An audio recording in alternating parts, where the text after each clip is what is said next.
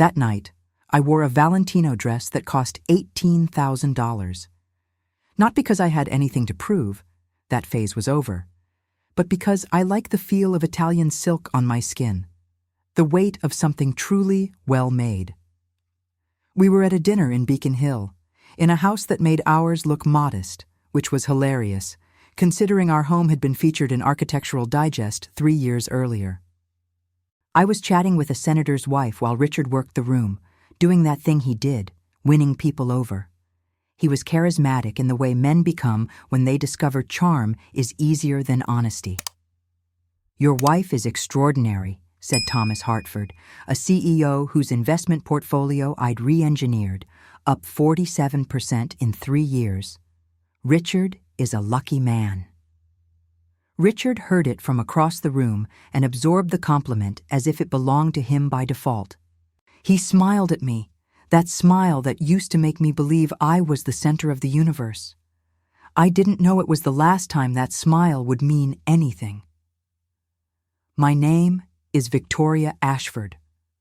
I'm 53, no more, no less, because I've learned lying about your age is just lying about yourself.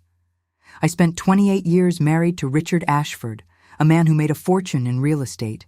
Here's what no one knew. The real fortune was made by me. I was the mind. He was the face. He closed deals. I built the numbers that made them make sense. He charmed clients. I mapped every cent we'd earn from them. He slept.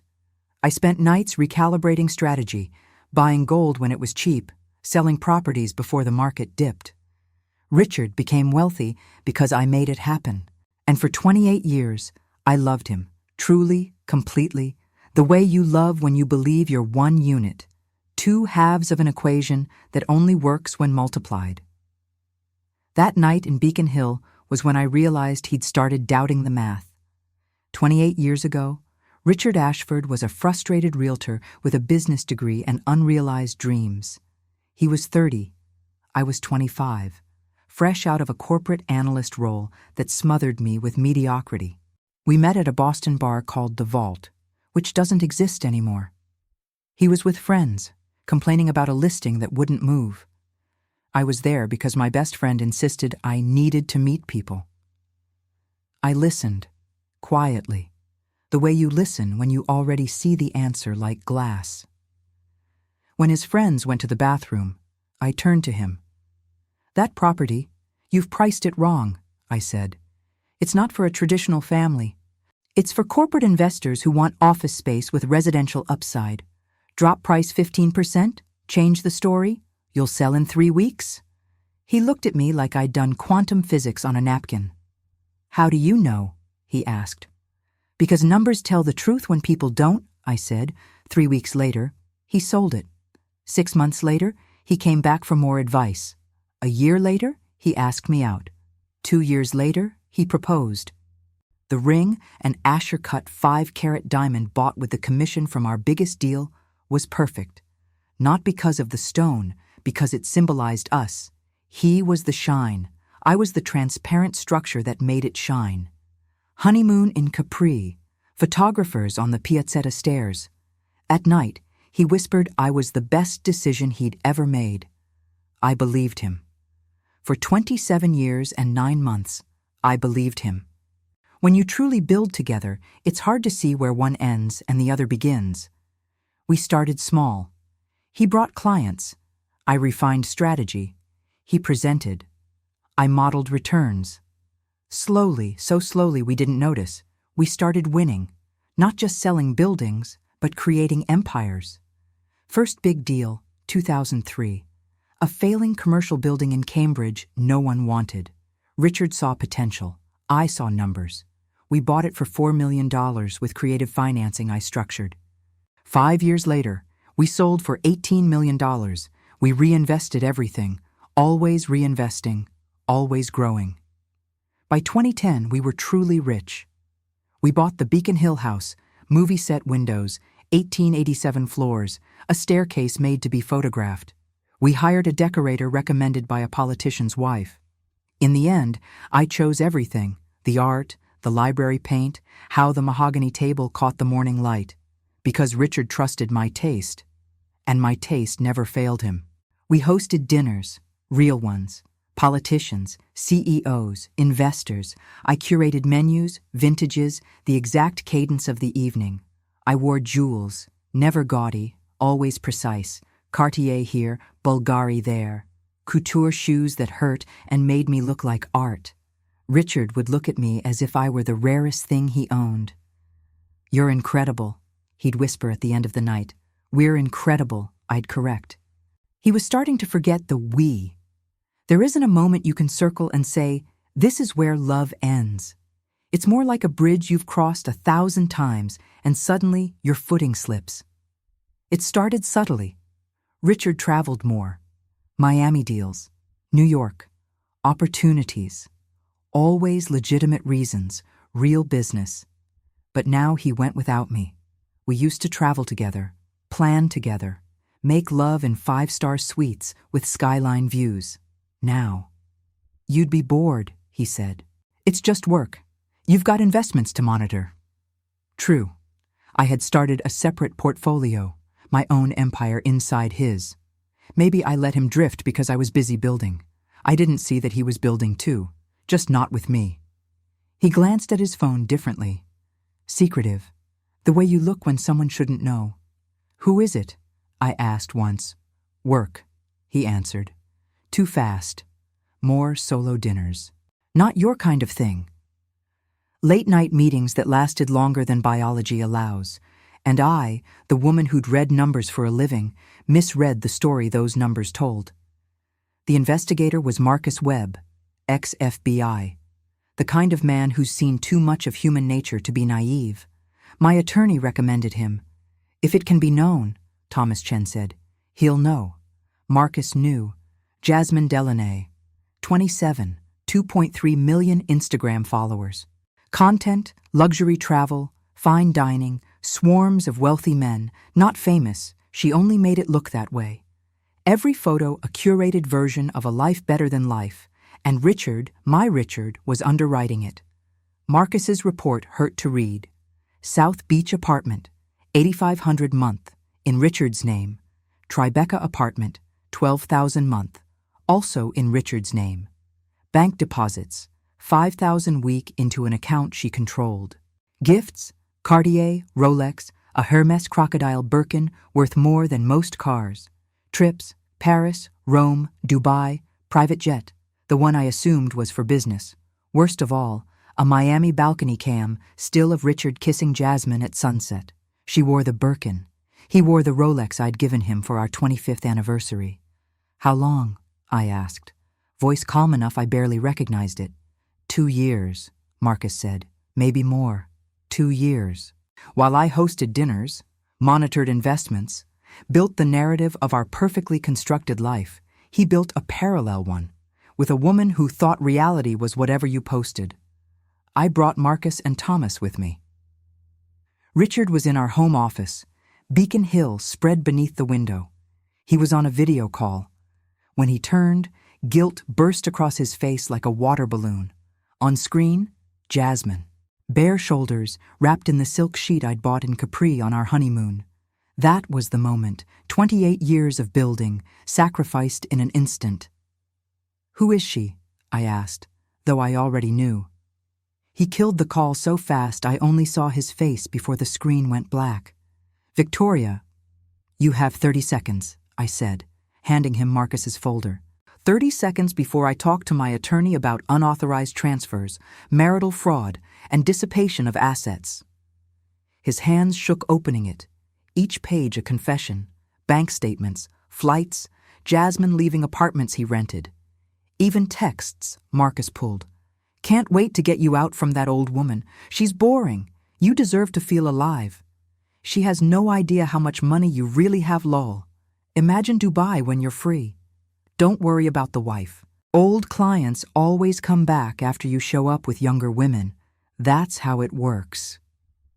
That last one, its smugness, broke me. Not because he cheated, because he shared the betrayal with someone who saw my life as an obstacle. "You have a choice," Thomas said, cool and professional. Sign a settlement now or spend 3 years in court and end up worse. What settlement? Richard asked, finally hearing the size of what he'd done. You cover Miami's remaining lease, $204K, New York's $288K, full legal fees, $180K. You forfeit title to the Beacon Hill home to Victoria. You keep 30% of still liquid assets, the rest goes to her. Alimony, $8K month for 5 years, sell both cars and transfer proceeds. And if I don't? We go to court, Thomas said. Judges love these cases.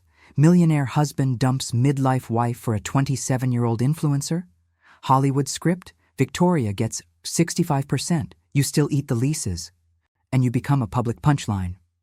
Choose. He chose. 3 months later, the divorce was final.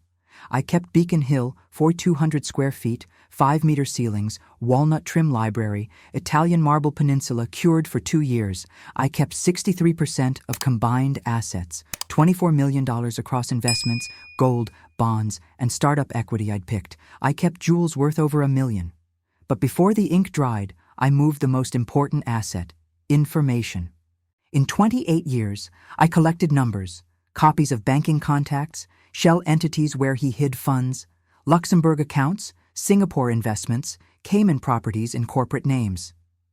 All of it went to Thomas and the court. Richard disclosed assets he planned to bury, paid taxes on hidden income, wrote checks that turned his face gray. And Jasmine. She vanished the night the story broke. Boston businessman's fortune sliced in explosive divorce, said the Globe. Wife uncovers hidden treasure in marital fraud case, said the Herald. Jasmine's messages stopped. No calls, no contact.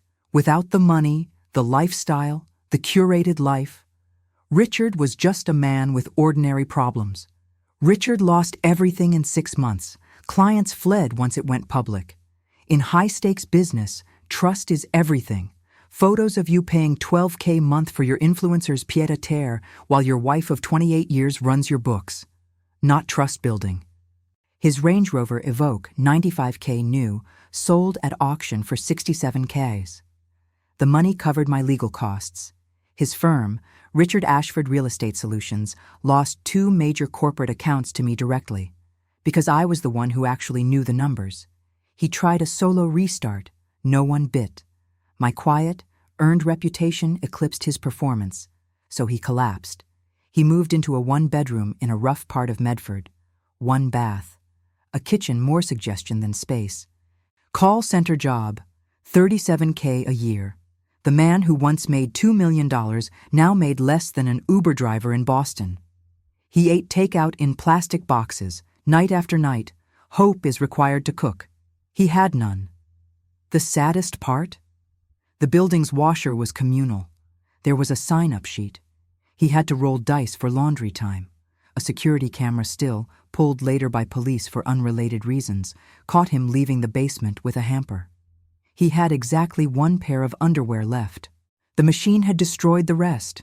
So he prayed, every night before washing that single pair, prayed for a gentle cycle, for 1 more day, for something, anything, in his life to work as promised.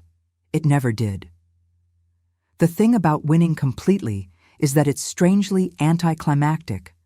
I expected vengeance, a warm, righteous glow the morning after the decree. Instead, I felt empty, because destroying Richard didn't rebuild me. What rebuilt me was what I did with the time he'd wasted.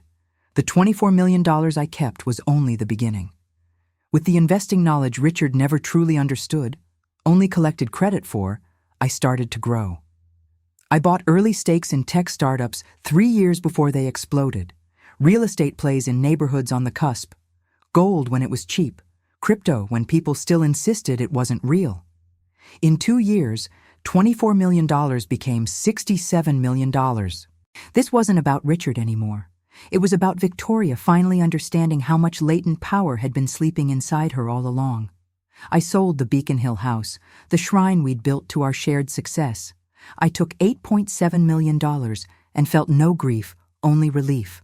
That house had been a museum of Richard's image, not a home, a performance. I bought property in Vermont, not extravagant. This was Victoria 2.0, not Victoria ego. A 1920s farmhouse with mountain views, space for a personal gallery, a kitchen I could cook in for myself, not to impress anyone. I started to paint. That was the reality check.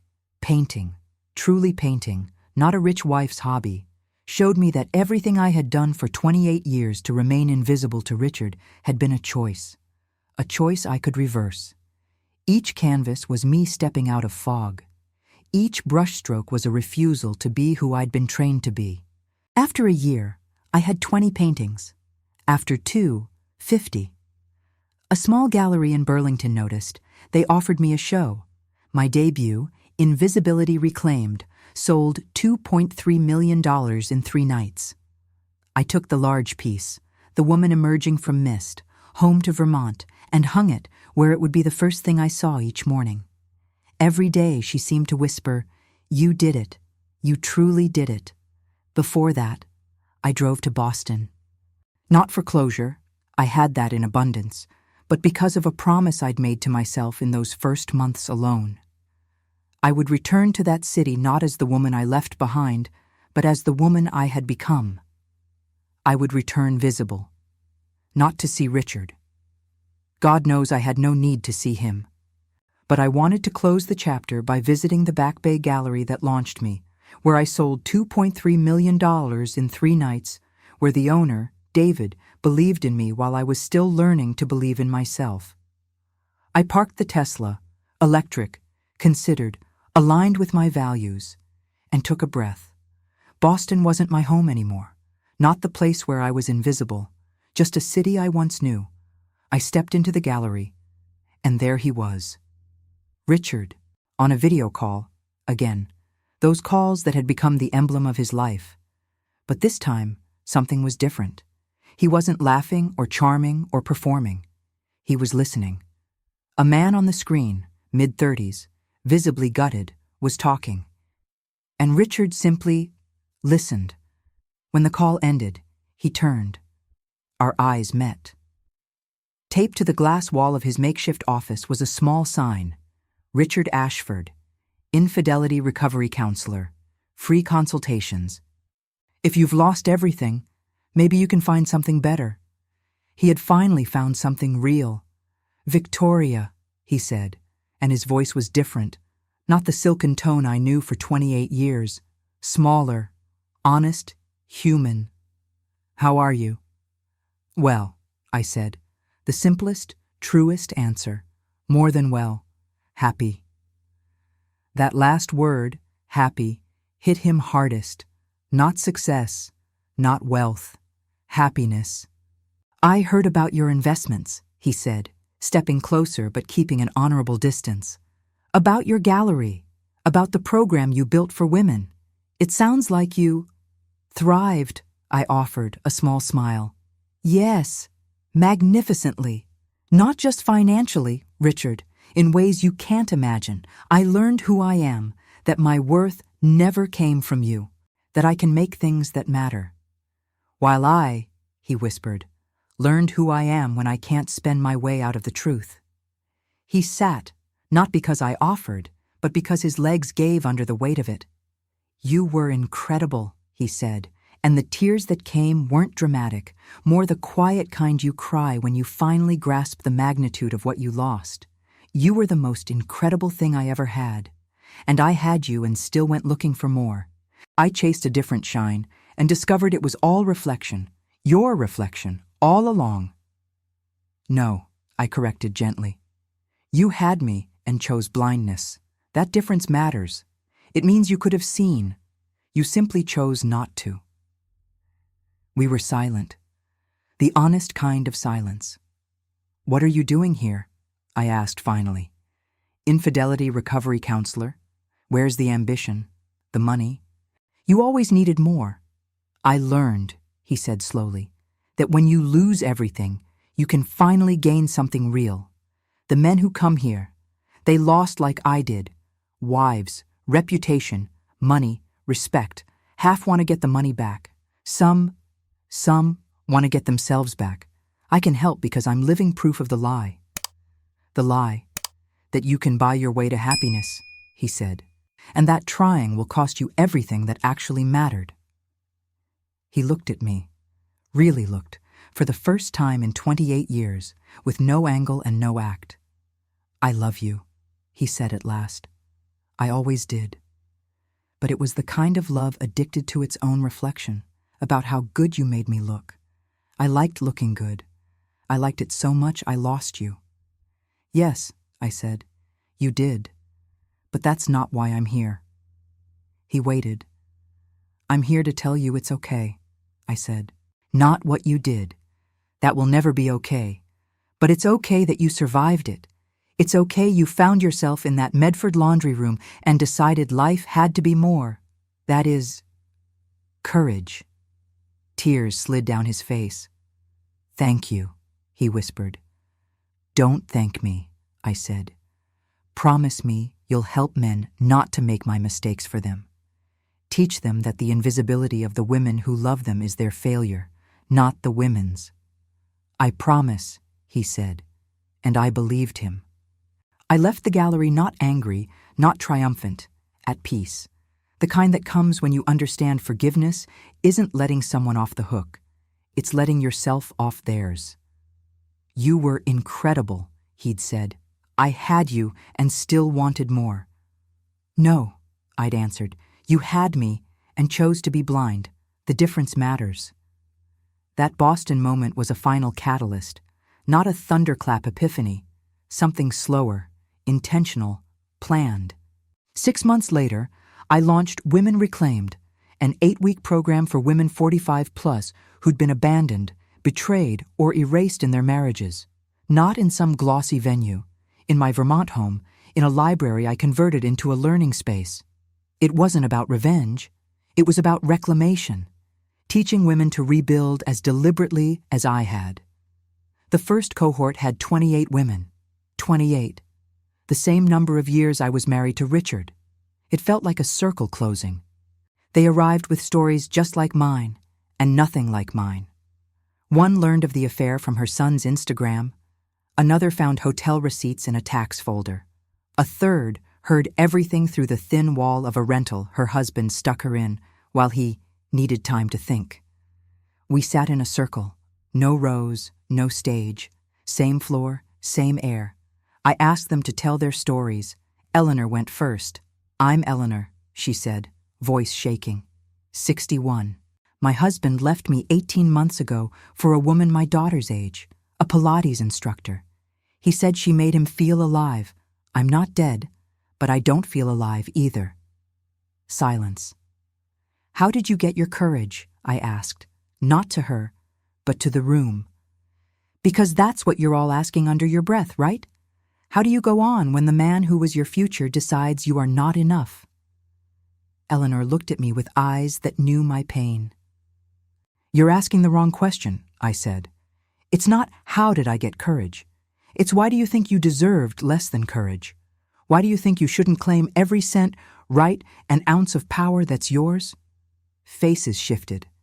That small change that happens when you permit yourself to be angry. Not destructive anger. Constructive anger. I deserve better, and I will claim it. I don't think I deserve it, Eleanor whispered.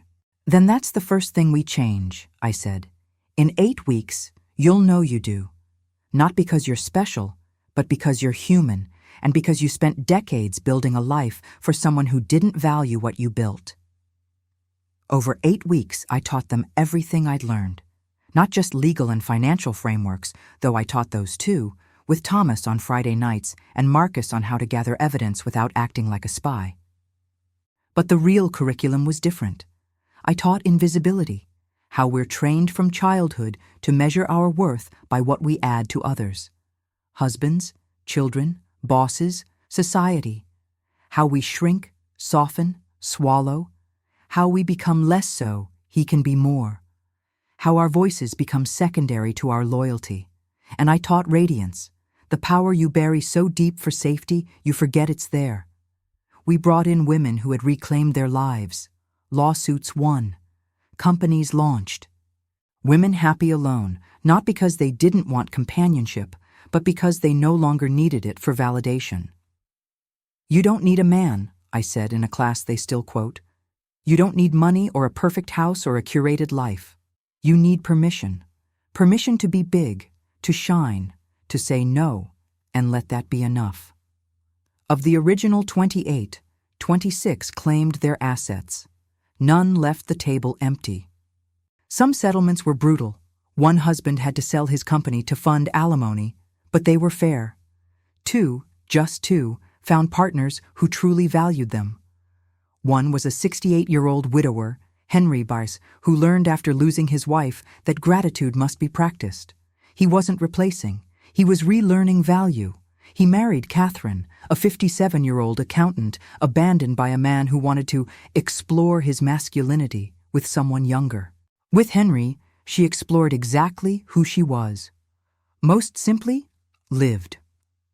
For the first time in decades, they lived without needing to make sense to anyone else, without being always available, always pretty, always appropriate. Eleanor opened a boutique for midlife women who refuse age-appropriate fashion. Bold, saturated, impossible to ignore. 6 years later, she had 5 stores, 3 years into Women Reclaimed. I spoke at a business conference in Portland, Maine. The auditorium was full, not just women, men too. Some came for their wives' sake. Some came afraid this might be their story. Some came to understand women's anger. I talked for 3 hours about invisibility, power, reclaiming. I showed work from my gallery, stories of women who started over, spreadsheets on structuring divorce for maximum protection, data showing 40% of our alumni tripled income on average within 5 years. When I finished, there was quiet. Then people rose, not just to clap, to stand, to acknowledge that something true had been said. At the reception, a man approached.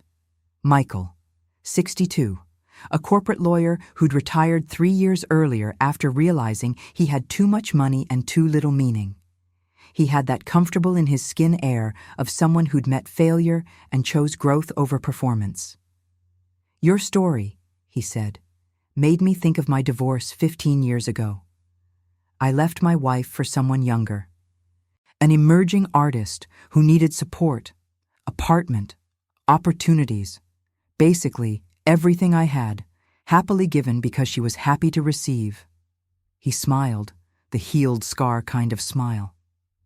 3 years later, she left a note. Not a letter, a note. Said she found someone more interesting with more money. Left the credit cards on the table, well, left one, maxed the other the day before, an eloquent theft. "Why are you telling me this?" I asked, already suspecting. "Because," he said, stepping a little closer, but with respect, "it was the best thing that could have happened. My ex had no one, not because she couldn't, but because without me propping up the fiction, I learned I was just a common man making mediocre choices and hoping money made them look extraordinary." He drew a breath. "So I bought a house on Sebago Lake, learned to be alone, not lonely, alone, peace, not pain. I learned to cook well, to read again, not business books, the kind that make you think. Learned music matters, that small joys appear when you stop chasing big ones." "That's beautiful," I said, and meant it. "I retired," he went on. 60 hours a week earning money I didn't need was another form of invisibility, hiding from the duty to be a real man. Now I work with men like I was, left or leaving, trying to understand what went wrong. "What did?" I asked. "We stopped seeing the people in front of us," he said. "We saw mirrors, prizes or failures. When someone shinier came along, we traded, because the trade seemed more exciting than maintenance." Silence, weighty and kind. "There's an extraordinary woman here today," he said at last, "who clearly wasn't waiting for anyone. If she ever chooses someone, it'll be a choice, not need, desire. That's more than most of us deserve." He offered his number. I didn't call for 3 months. Not a game, or if it was a game of respect. I needed proof I wasn't chasing another Richard, that I wanted this man, not the idea of being finally seen. When I called, my voice was as casual as I could make it. "You said you learned to cook," I said.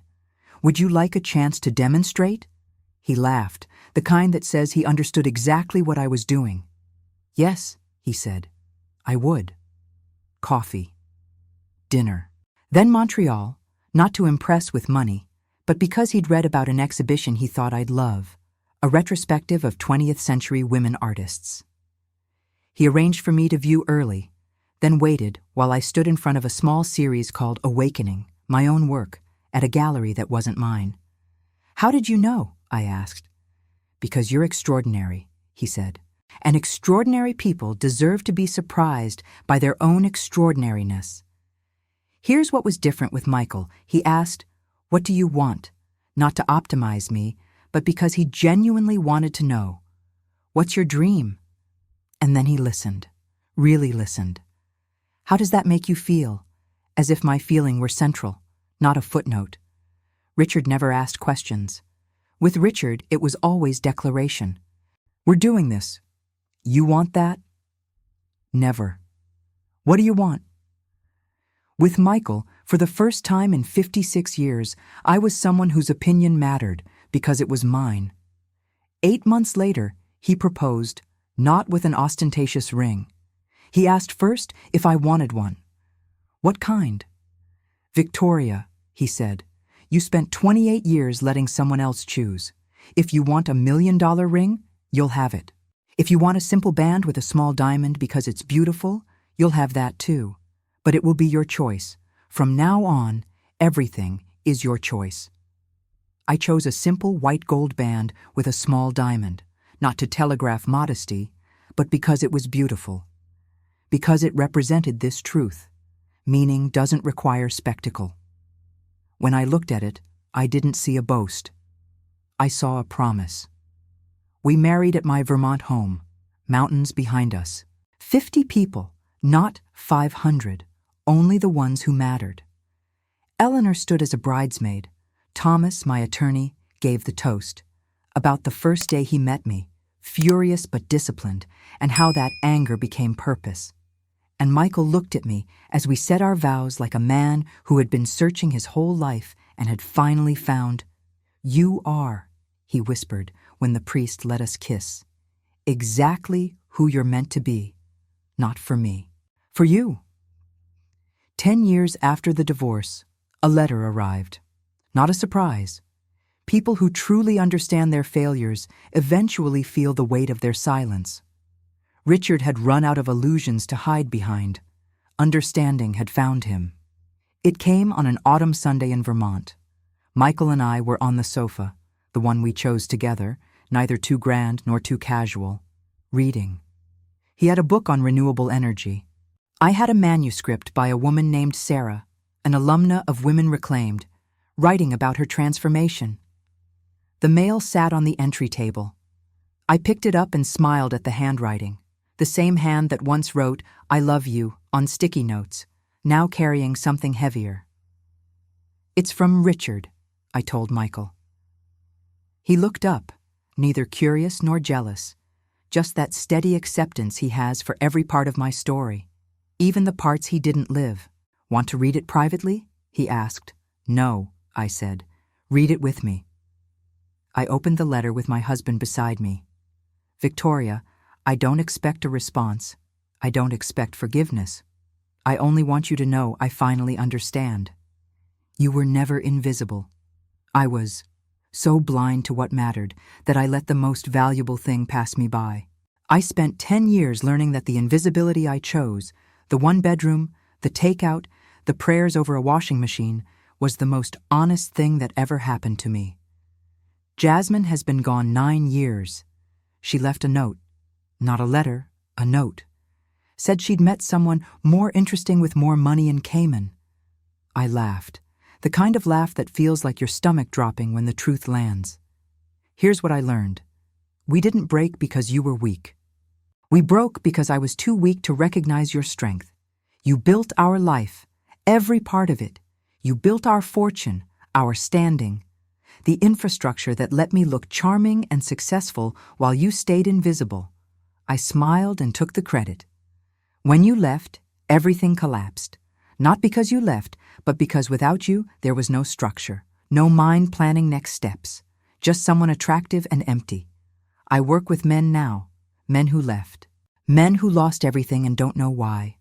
My practice is small and not profitable. I help for free because I owe it. To the universe, to you. I heard you married Michael, a good man who asks what you want before he assumes. I'm happy for you. That is not a small thing for the man who ruined your life to say, I am genuinely happy. I heard about your gallery, about how Invisibility Reclaimed became a series, about your museum placements, about your program, how you're teaching women to emerge from fog. I heard your investments now top $1 billion and you donate 40% of your profits to women's education and economic power, scholarships, free legal clinics in 10 cities. I heard you turned my failure into your success and then into theirs, pulling other women from the same dark rooms and showing them the light switch. You became exactly who you should have been allowed to be all along. I'm not asking for anything. I have no excuse you should accept, only this: gratitude. Gratitude for having been married to you. Gratitude that you left. Gratitude that you claimed everything, because losing everything finally taught me value. You won. Victoria. Not over me, over a system that taught you your invisibility was required. You dismantled it for yourself, and now you're dismantling it for thousands. That is victory. Not defeating someone, freeing someone, starting with yourself. Richard P. S. I kept Jasmine's note, not as a relic of love, that never was love, but as a reminder you can't build a real life with someone who mistakes value for surface and beauty for youth. A real relationship requires seeing the other person, really seeing, not just what they do for you. When I finished, Michael had set his book down and wrapped his arm around me. How do you feel? He asked. Honestly, I said, at peace, not forgiveness. There isn't much to forgive. What he did isn't about me anymore. It's about him. But peace that he finally understood, and that the understanding turned him into someone who helps others avoid his mistakes. Will you answer? He asked. I thought about it, truly thought. No, I said at last. An answer would make it about us again. I spent 28 years doing that. This letter is his final file in my story. And it's complete. I burned the letter, not in anger, in peace. Because it represented what I'd learned, that real revenge isn't making someone suffer. It's living so well, so fully, so entirely your own life that their suffering becomes irrelevant. That the best response to being left by someone you love is to become someone you love, deeply, without qualification or apology. I'm 65 now. Michael is 67. We live in a home that holds 2 lives, my studio in one wing, his counseling office for men in transition in the other. It works, simply works. We travel when we want, stay in when we want. He asks what I think before big decisions, not as a formality, but because he truly wants to know. I ask how he feels before I dismiss an idea. Are we works because we both choose to be here, not out of need, but want, day after day after day. He leaves me notes sometimes, small ones. Saw this and thought of you. I'm grateful you choose to be here. None, Grand. All true. Unlike Richard's emails, press releases about himself, Michael writes only to me. Women Reclaimed grew far beyond anything I imagined. We have chapters in 23 countries, a full foundation, the Victoria Ashford Foundation for Women's Economic Empowerment, free legal advocacy for women who can't afford it, a women-only investment network for fresh starts, scholarships, mentorships, documentaries, a book translated into 18 languages, Eleanor, the trembling woman from night one, sits on our board now. Her boutique expanded to 14 stores. She's changing how midlife women see themselves, not as invisible, but as their brightest selves. Of the original 28, 26 fully claimed their assets. 14 launched businesses. 8 found meaningful relationships. But here's the difference. They chose them, not settled for them. 2, Catherine and Henry, celebrated 6 years married last year. They met when Henry visited as a guest speaker to teach how men can do better. He teaches because he learned, through loss, that gratitude is a muscle. Use it, or it atrophies. My gallery keeps selling. Not as dramatically as that first show. That was lightning in a bottle. A woman's story meeting the zeitgeist. But steadily, significantly. My pieces hang in private and public collections. I had a MoMA retrospective. A building in New York, Ashford Creative Commons, houses studios for women artists. What I paint now isn't about emerging from fog. That was the story I needed to leave the dark. Now I paint about standing in full light, about being so visible you dazzle, about claiming every inch of space you occupy. A critic called my recent work an unapologetic manifestation of female power, and I loved it. Because yes, you don't need permission. You don't need to be small. You don't have to apologize for taking up space. Richard continues his work with men. From what filters back through Boston's grapevine, he's genuinely good, not dramatically. Not as a redemption hero. He understands he isn't. Quietly, consistently. He helps men who've lost everything understand why, and how to build something better next time. His life is small and meaningful in ways the big life, real estate deals and Beacon Hill dinners, never was. He rents a modest 2-bedroom in Cambridge, drives a useful, unremarkable car, cooks his meals, and he's good at it. He never remarried. He tried dating once, 5 years after the divorce, a woman named Patricia. But the intimacy of being truly seen, known, proved too hard. Not because he loved me. Because to be in a real relationship, you must let someone build something with you. He found it safer to be useful than known. He chose a kind of invisibility again, only this time a conscious choice, made from strength, not weakness. As for me, the woman who spent 28 years being invisible, she's gone. That Victoria, the small one, the careful one, she died. She became someone who knows her worth. Not because of the billions, though yes. Not because of the museum shows, though yes. But because she knows worth isn't external. It comes from existing, thinking, creating, mattering. I'm the woman who was left for someone younger and who took everything from the man who left her.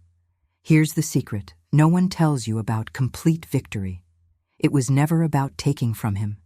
It was about reclaiming what had been mine all along. Power is power, not because you use it against someone, but because you use it for yourself. Invisibility is a choice, not a sentence. You can be left and be the most successful you've ever been. He traded me for younger, thinking he'd won. He didn't expect that I was the prize, not for him, for me. Victoria Ashford is not invisible. She never was. She was simply waiting for the moment she would finally believe it.